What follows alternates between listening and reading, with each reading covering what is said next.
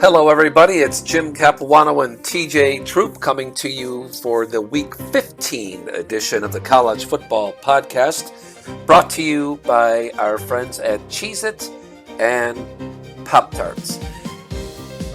We had a great Week 14, and here to talk about it with me is my partner in crime, TJ Troop.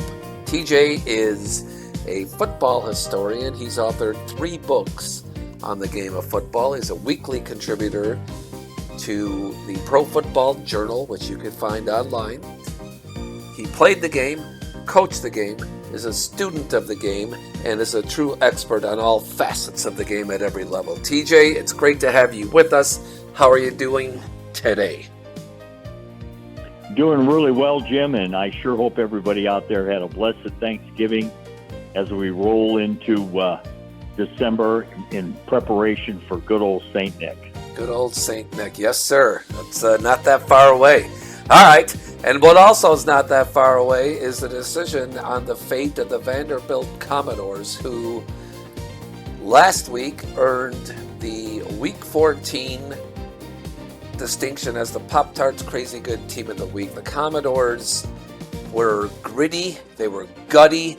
They were dominant in the second half in a 45-24 win on the road in in Rocky Top, beating Tennessee, number 19 Tennessee, 45-24. As I said, it's the first 10-win season in the history for the Commodores, and their Heisman candidate quarterback Diego Pavia, to me, showed why he is the hands-down Heisman Award winner this year. This guy's got grit, determination. He plays with a ton of heart.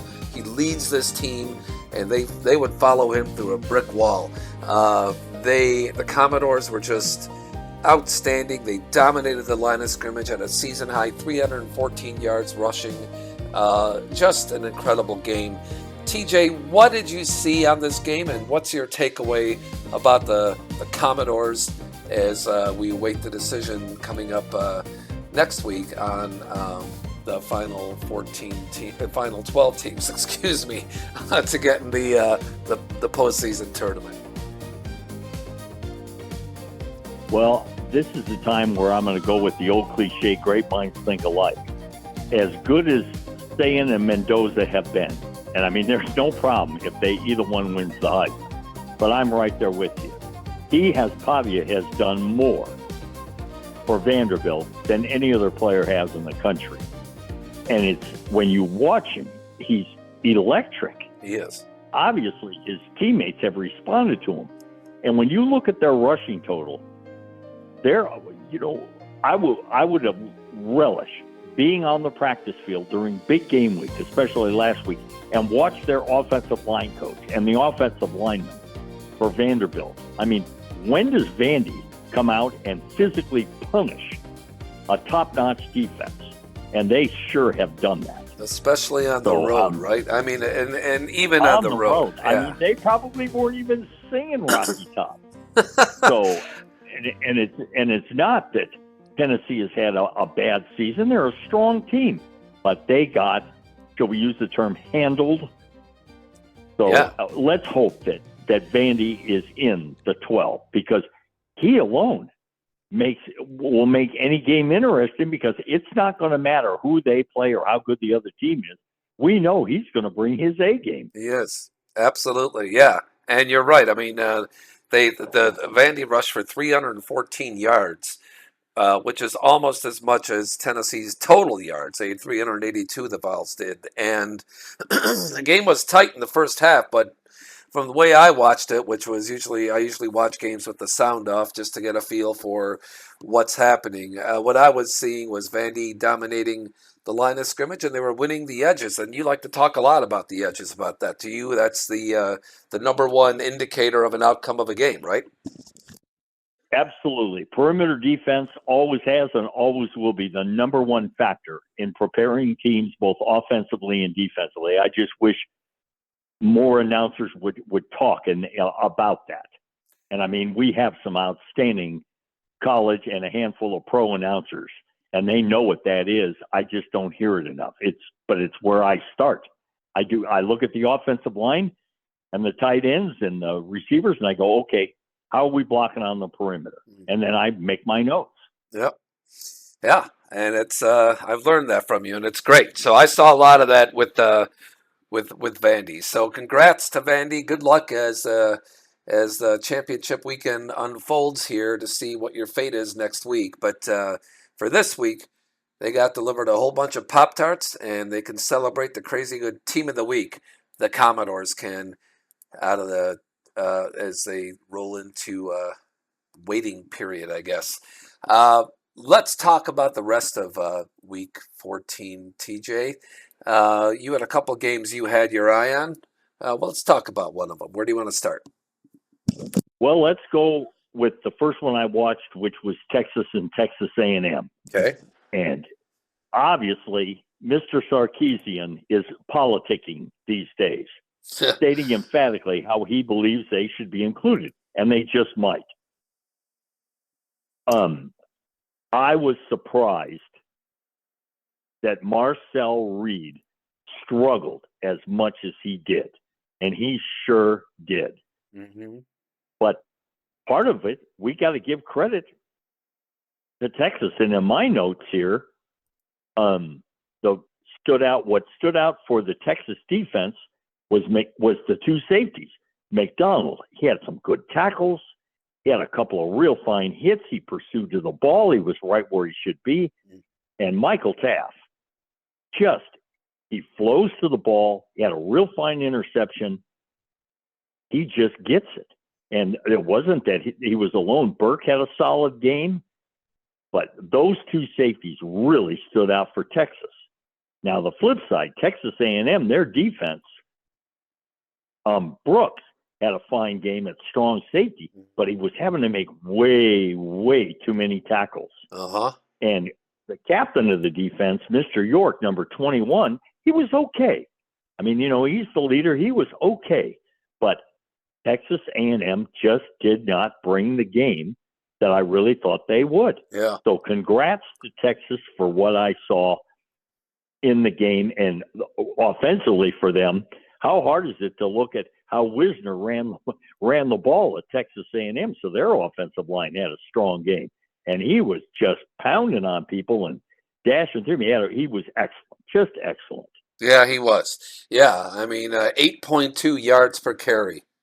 That'll work. You think that'll get you employed somewhere? Yeah, for Quintrevion Wisner, good old number 5. Yeah, an amazing day. And Arch Manning, talk a little bit about him. 14 for 29, good QB rating, 111.5, decent. 1 TD, no interceptions. Obviously, just a 48% completion percentage, but it was serviceable, right? He did what they needed to do to win the game. He's improved. There's no doubt about it. Everybody has to remember how many games he's played. We see the physical gifts that have been bestowed on him. You can tell he's into it, and his team rallies around him. The question is going to be, when is the breakout game where he just lights it up? And we haven't seen that yet. And of course, if Texas makes the tournament, we just might. But he sure is something. Do you think there'll be a little bit of ink written about Mr. Manning going into next year? My gosh. The rest of the Texas players are going to go, well, we're on this team too. Yeah, I think they've probably adjusted to that by now, I hope. Right? I mean, they've got so much talent on offense and defense, and their defense is legit. I mean, it's I was with you. I mean, the A&M seemed to have a prolific, multi-dimensional offense, and not so much last week. They got shut down. Yep. Now, the other game, and of course, my focus, I mean, I enjoyed watching Texas and Texas A&M, but here is the Buckeyes and the Wolverines. Okay. Well, at the beginning of the game, Michigan came out and they showed, hey, we are not going to be pushed around. And you see them make plays. I mean, they get the interception early. They're running to the ball. I mean, Zeke Berry at left corner, he was rock solid. I've got down here Rolder, who had a ton of tackles. I saw him get faked out one play, but we don't evaluate a player just on one bad play. he was solid overall. Mm-hmm. Metcalf, the nickelback, my God, he had 10 tackles. Yeah. But where I'm headed with this, when your secondary is having to make all those kind of tackles, Mm-hmm. something's wrong. And Michigan aligns in a 3-3-5. They're asking their defensive backs to make a lot. Mm. So let's go the other side real Okay. quick before I get to the Buckeyes. Sure. Michigan only had 163 total yards. Amazing. So let's address the Buckeye defense. Man for man, the 11 men, they're the best in the country. Yep. There's no doubt they're well coached, Yep. and they've got guys who can just flat play defense. Yep. They even moved McDonald, the nose tackle number 98, to fullback for a play to block, and he made a solid block. Yeah.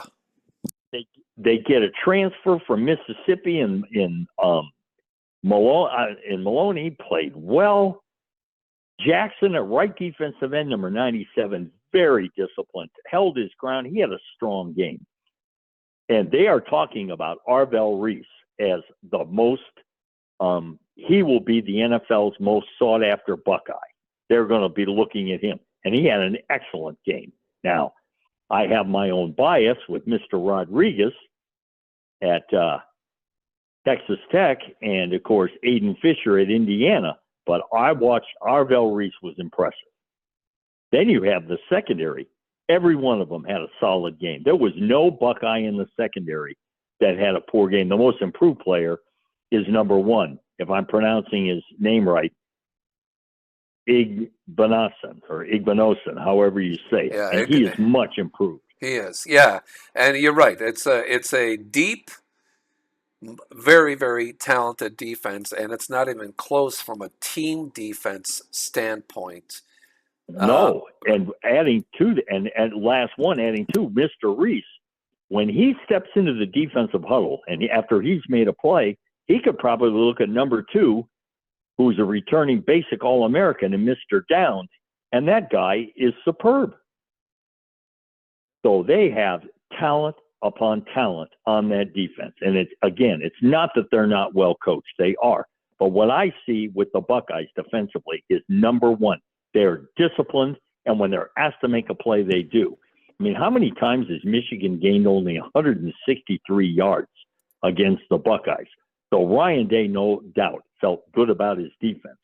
And offensively, and of course, for those of you out there that are a little younger than I am, which means all of you, there was once upon a time a running back named Bo Jackson, who went on to the NFL and was an incredible talent. That's right, yeah. The Buckeyes got their own Bo Jackson, and was he impressive, lugging the leather, using my old terminology, on Saturday. And saying he may not have started out well, but that guy can sling the rock. Yep. The Buckeyes are one impressive team. Yeah, and Sayan's just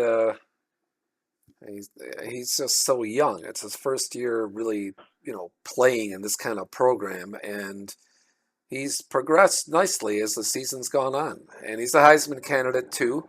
But he's a solid quarterback, man. I mean, you got to feel good with him at the helm, right?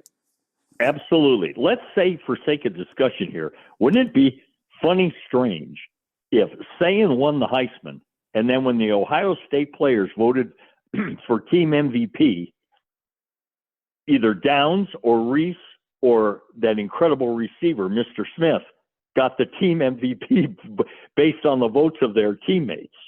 So here's a guy, hey, I won the Heisman. Yeah, but you weren't the team MVP. You weren't even the best player on our team. I mean, anybody who beats Ohio State this year has to bring their A game. And Yeah. I mean, I'll rephrase that. Their A+ game. Yeah. I'll liken it to tennis real quick, right? I mean, in tennis, now the top 2 players in the men's game are, because the women's game's much more wide open, but it's obviously Carlitos Alcaraz and Yannick Sinner, and it's not even close. There's like nobody else. And back when it was Djokovic, Nadal, and even going back further, Roger Federer, to beat those guys, you not only have to bring your A game, you can't make a mistake in a big moment. Like on a big point in tennis, if you make a mistake, you've just diminished your chances of winning massively. I mean, because they play so well. And I think that's the case with the Buckeyes defense specifically. Their offense is good. It's great. They got great talent, as you mentioned. Bo Jackson and Jeremiah Smith, and a lot more guys, and a fine offensive line. But their defense is crushing. And to me, are they beatable? Yeah, everybody's beatable, right? But I mean, you can't. You've got to have an absolute A game. And when Michigan turned the ball over, I was like, it's over. They came out, like you said, they came out guns blazing, but they were up at the end of the first quarter. But that was it. The Buckeyes had to lead at halftime and put a stranglehold on them defensively. I mean, it's as a coach or as a player, how do you approach that? It's just a big ass challenge you got to take on and embrace, right? Absolutely. You just keep feeding the fire. Yeah. You take them out there, and when you see one of them that isn't doing what he does, if I walked up to Jackson, the right defensive end, and he hasn't been practicing well, I go, who's this imposter wearing jersey 97? I want the real Mr. Jackson out there. Maybe I should have Bo Jackson go both ways, and you go sit and watch a while. I'm going to shift real quick here Sure. to a stat that I find compelling going into the tournament. Okay. OSU, the Buckeyes, have outscored their opponents by 351 points. And that's not the best in the Big Ten. Indiana has outscored their opponents by 371 points. Wow. And neither one of those is the leader in America. Texas Tech has outscored their opponents by 383 points. Wow. We've got some damn fine football teams still alive. Yeah, well, we'll talk about Texas Tech coming up in a little bit when we preview this weekend, but they're certainly in the news for this weekend for a massive game against BYU. That's awesome, TJ. Anything else on this game last week between the Buckeyes and the Wolverines at the Big House? No, I think I've covered it in depth. I'm looking forward to Mr. Capuano taking us through play of the week, and then, of course, we're going to preview some just dandy games coming up. Yeah, we are. Well, thanks, TJ. Yep, the Cheez-It Crunch Time play of the week this week goes to the Crimson Tide of Alabama in the Iron Bowl playing at Auburn. The Tide had an early 17-0 lead early in the second quarter, but the Tigers scratched and clawed their way back to tie the game in the fourth quarter at 20. Alabama took the ball and drove a 16-play drive starting at their own 25-yard line and faced a 3rd and 2 at the Auburn 6 with about 4 minutes to go in the game and had a decision to make. Coach Kalen DeBoer decided to, instead of kicking the field goal, to go up 3, to go for it at 4th and 2 at the Tigers 6. And this play is what occurred. Simpson, end zone, touchdown! Isaiah Horton with the hat trick. Yeah, the hat trick for Isaiah Horton. 3 TDs. Great throw, great catch, great play call, great execution all the way around by the line, the quarterback, the receiver. So they rolled to a 27-20 victory that they really needed. And a great game, great play. TJ, what'd you see on this? The quarterback looks very poised, and his delivery and accuracy is just fine. I'm going to relate to this play as a former slow defensive back, and there were times you just tell yourself, well, I'm trying to react as quick as I can. I just don't have the wheels to do it. So you see the defensive back for Auburn, and he does react. He just doesn't have the quickness to keep up with Mr. Horton as he darts across on exactly the pattern, the way it's supposed to be run. He's open, and Mr. Simpson goes, here, I'll throw you the ball. And it looked so easy. Yeah, it did. And I'm looking at the replay here. He threads it between, I mean, from the angle here, I'm sure from Simpson's point of view, it was more open, but number 21 on the defense was closing fast, but he had, but not fast enough. right, and Horton got away from him, and he hit him right in stride, Simpson did, for the easy catch. And you have a saying that you like to talk about with receivers. Uh, Go ahead. oh yeah, chin. It is. He does it. Chin on the ball. He looks it right in. Yeah, he does. Chin on the ball, and he's cradling that thing like it's his precious little baby. And yeah, it's great. It's a great play. It's certainly a worthy recipient for the Cheese at Crunch Time Play of the Week. All right, TJ, we have week 15 coming up here. It's conference championship weekend. I know you have some thoughts on a lot of games here. Let's touch on a few of them here. Well, let's go first off. ESPN and College Game Day has obviously become their number one show. I mean, I can't speak for all the other shows they have, but there's a lot of folks, and having attended one, it's fun to be at, and it's going to be in Atlanta for Georgia and Alabama. Uh-huh. Well, here is a team that has had just an awesome season, meaning the Georgia Bulldogs. I mean, they're 11-1, and their one loss is by a field goal to Alabama. They are probably getting less said about them than any other of the powerful teams in America. But they're just, I mean, Kirby Smart, God bless them, they're just not sexy. Now, I love how their quarterback is playing, and he's had one hell of a fine year. But they just managed to get it done, whether it's close victories over teams they probably were expected to blow out, or other games. I mean, we talked about this way back early in the season when they beat Tennessee 44-41, and how they hung around and won it in the fourth quarter. Mm-hmm. So the Southeast Conference, here we go. And I mean, how many times has Georgia played Alabama in a meaningful game? And Kirby Smart has sure proven himself. So this is kind of Alabama's shot here to beat them twice in 1 year. That would sure shine a light on the Crimson Tide, wouldn't it? Yeah, it would. Yeah, it definitely would. I think the Tide is a little bit overlooked this year. They got off to that stumbling start, I'm going to call it. Well, they're a two-loss team. I mean, they opened the season with a loss to Florida State. And where's Florida State right now? Right.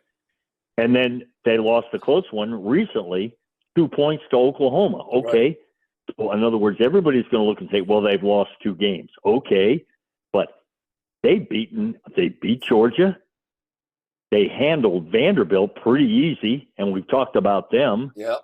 So you cannot dismiss Alabama, and you cannot dismiss Kirby Smart in Georgia. It should be a hell of a game. Yeah, it should be.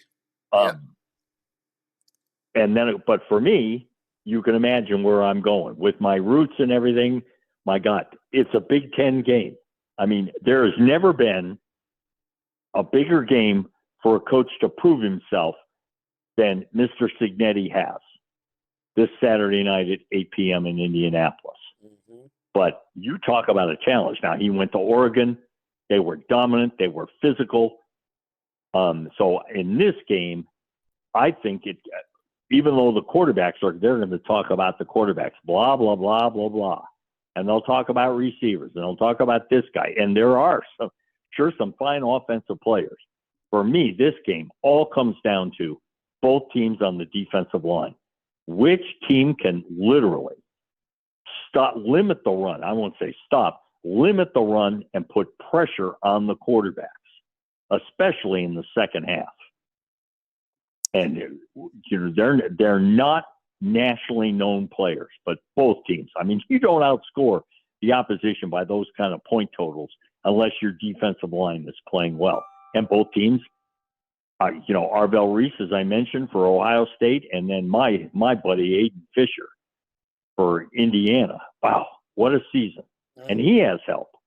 So you can imagine, I'm They're not on the table yet since it's Tuesday afternoon, but there will be Smokehouse Almonds and Dr. Pepper sitting on my coffee table on Saturday night at 8 p.m. I'm sure there will be. Yeah, it's an interesting, it's a great matchup. My only, and I wish this was more for something more than the Big Ten championship, because if I'm one of these coaches, the bigger prize is to get into the tournament, which they're both going to be there, and they're likely going to be ranked in the top four to get a bye in the first round. Does that take a little bit of luster off of it, do you think, TJ? Or is it, hey, we're just going to go play the game, play our best, or play our best guys, and let the chips fall where they may in terms of injury or next steps? Well, I really like your terminology. Yes, absolutely. It does take some of the luster off. But the warrior mentality is going to take over. When one of those offensive guards for Ohio State goes to block one of the defensive linemen for Indiana, you know what word is not in the vocabulary at that point? The word luster. The word warrior, or, I'm going to pound your butt. Yeah. You know what I mean? I mean, you can imagine the superlatives that are going to be exchanged down on that field between those young men. Yeah. So whatever is taken away from writers' viewpoints, or the fact that they're both going to the tournament, once that ball is kicked off, you cannot tell those young men, well, I don't want you to play particularly hard tonight because we've got other games coming up. I mean, some of those young men would look at you and go, what? You've been coaching me for 3 years and tell me to, beat on my opponent, and now you don't tell me I don't have to? Yeah, they're gonna get after it. Uh-huh. I agree. That's great, TJ. Thank you for that context. That's perfect. All right. We've got a few other games this week. One of them caught my eye, well, two of them. But we talked a little. You mentioned Texas Tech as having the largest point differential in the nation, and they are playing in the championship game against BYU. Uh, what's your take on that? Do you have an opinion on that game for the Big 12? Well, even though BYU is a strong team, I just can't imagine them beating Texas Tech. I mean, we've had upsets before, and I could be wrong. Maybe besides having Smokehouse Almonds and Dr. Pepper, I'll be eating some crow on Saturday night. Yeah, I'm with you on that. But Texas Tech to me can line up and play with anybody. Yeah, I agree. And one of the games who in August would have said, I can't wait for December to see North Texas State play Tulane. I mean, who saw that one coming? And these two teams and their coaches, every reason to be proud of what you've accomplished and the seasons both teams have had. No doubt about it. Both coaches are moving on to other schools, but they're sticking around for the sake of their players, their fans, and I would say for themselves, just as being stand-up guys. Talking about John Sumrall from Tulane, who's going to be the next Florida Gators coach, but he'll be on the sidelines this Friday night. And then Eric Morris from North Texas, who next year will be calling the shots as a Cowboy for Oklahoma State, but he'll also be there. So that's another subplot to this too, right? It's a very interesting matchup. It's a very interesting game, and then the last one, of course, would be Duke and Virginia. If Duke wins this game, who would have predicted that, right? I mean, Duke winning the ACC championship. Quoting, as much as I love movies and quoting actors, there's a great line by Bruce Willis where he says, yeah, it's the monkey in the wrench. So if Duke beats Virginia, boy, oh boy, is that the monkey in the wrench.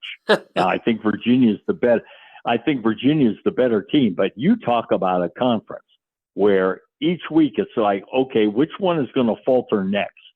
We have had so many teams in the ACC literally have a chance to take over the conference. And guess what?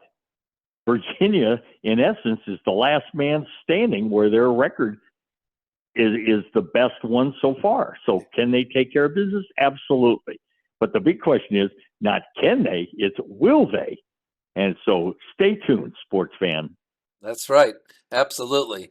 All right, TJ, we've got a few minutes left. You always like to talk about whatever's on your mind related to football generally. You typically go to the NFL, where your Cuddly Bears took down the Eagles last week in Philadelphia.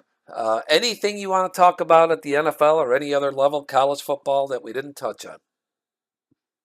Well, I'm going to touch upon a couple aspects before I go to my column at the Journal. Sure. I was pleasantly surprised at the Bear offensive line last Friday afternoon. I mean, Philadelphia it is not easy to block those guys. And you watch those two running backs for Chicago. They're talented. They ran hard. They earned those yards. Uh-huh. But I saw Bear offensive linemen literally knocking Philadelphia Eagle defenders on their backside. So my old adage of 2 years ago when I called the Bear offensive line 5 blocks of silly putty, that is no longer true. Uh-huh. They are men. They are warriors. Okay? So your reward for being 9-3 is you get to go to the Fox River and take on the Fox River Studs, otherwise known as the Green Bay Packers, in a actual December meaningful game between the Bears and the Packers. I mean, we have not had one of these in forever. It's been we a know while. Green Bay's dominant. Yep. We know Green Bay is dominant who's won the games, and there's a reason why, because Bears have just not been very good. Right. So it's the doubleheader game on Sunday. Now there are all kinds of scenarios. My gosh, the guy's doing the analytics of who has a chance to go to the playoffs with 5 weeks left in the NFL. I mean, it's almost endless because there really is not a dominant team in the NFL this year.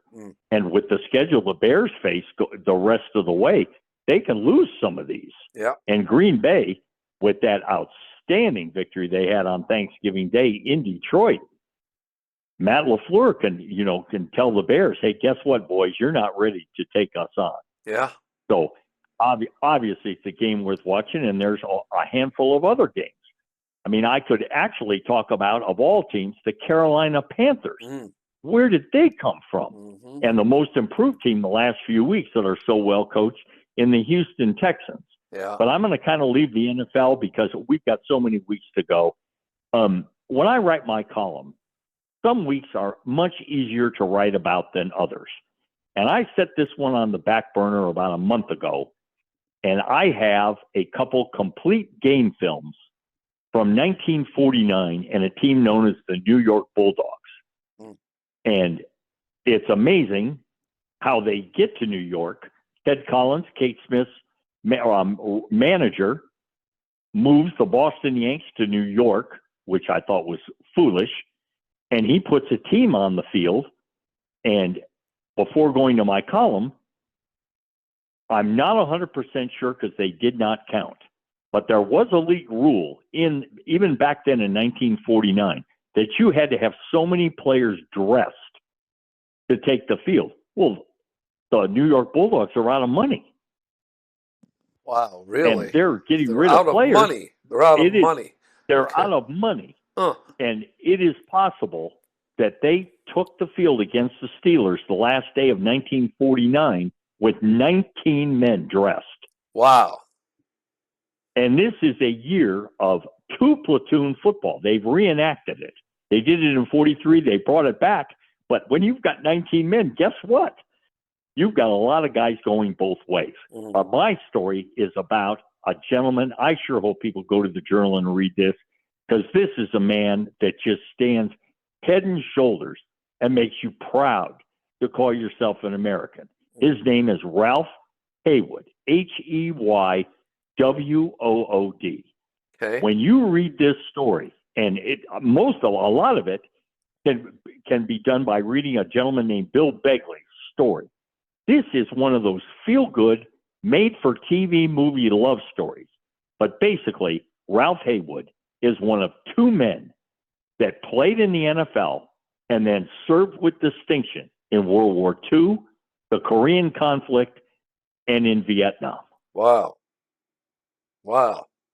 And remarries and marries this lady, this Texas lady, who is a master with horses. And when you read the column, it'll explain it all. Okay. And I'm gonna throw a stat at you. There have been a lot of quality receivers in NFL history. The last 3 games of 1949, Ralph Haywood catches 29 passes over 3 games, playing for a 1-10-1 team. Wow. And there will be, when you go to the column and read it, I actually, my friend John Turney put 5 film clips in there, and it shows Haywood during this game, including what is known as the sleeper play.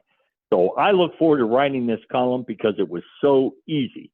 It's so much easier to write about an American like Ralph Haywood. The league should have an award named after him. Wow. But that's just one crusty old man's opinion. Well, this guy was an American hero, 3 wars. God bless this guy. And then,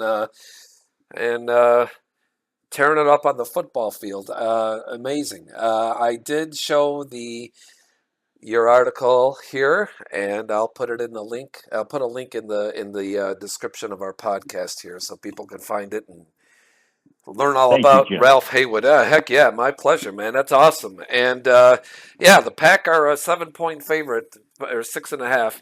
That's a lot of points up in Titletown. I'll be having something a little stronger than a Dr. Pepper on Sunday afternoon watching the Bears and the Packers play. But I will be looking forward to it. And TJ, I'll be looking forward to us talking next week. Thank you so much for joining us, folks. Really appreciate it. Thank you to Cheez-It and Pop-Tarts. We'll see you next week, everybody. Until then, take care of each other. So long.